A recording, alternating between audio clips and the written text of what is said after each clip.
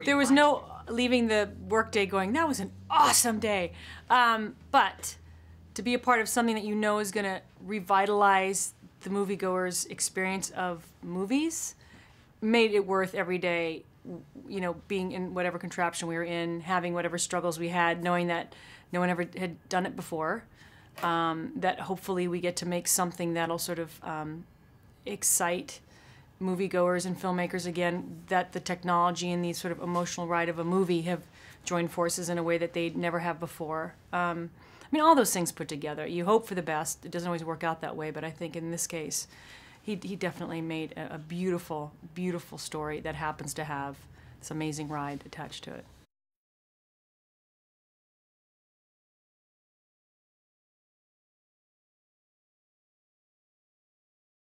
I mean, there's a difference between, you know, when you're out doing press, the last thing they want is a crabby, you know, isolated human being.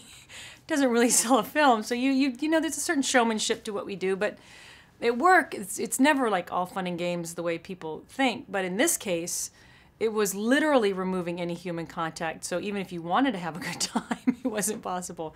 But we found moments to abuse Alfonso. He became, I think because we were so frustrated at the isolation of being confined, that anytime there was a making fun of opportunity, George and I took it and we directed it fully at Alfonso. But other than that, we were locked in some contraption, being told where to put our arms and bodies, and just hoping that you sort of could come up with an emotion that, you know, was natural while being told exactly what to do at every single moment.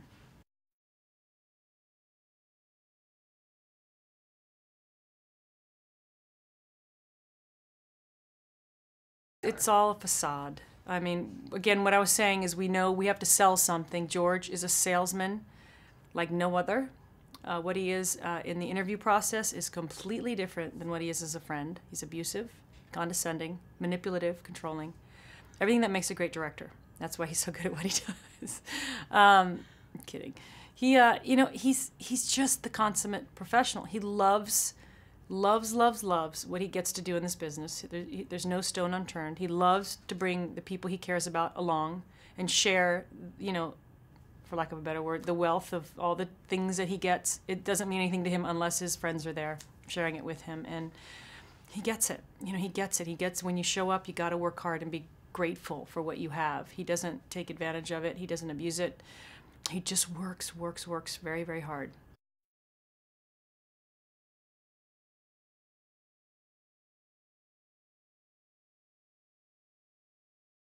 I laugh. I go, if there had been a green screen, it would have been a color. I would have been so grateful for it. We had blackness and bright white LED lights.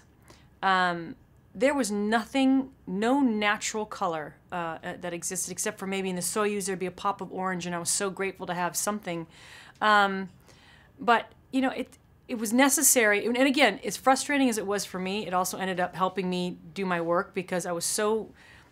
I keep saying the word frustrated. I was angry, I was isolated, I was in pain, I was frustrated that I couldn't control what was happening or give my best. And in the end, it just helped give that feeling of someone who was incredibly anxious and dealing with, I guess, you know, space or lack of space.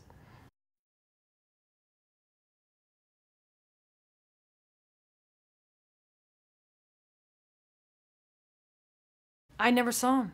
I only heard him. He was behind the black curtain along with the crew. I mean, the sound stages would be massive, and in the middle would just be me on whatever contraption, or George and his contraption, and they were always behind a black curtain. All you could do was hear Alfonso. Only on some of the Soyuz or the Shenzhou pieces was he able to come over and you actually could have physical contact with him. But for the most part, he was like the man behind the curtain in Wizard of Oz. You never saw him, but you always heard him.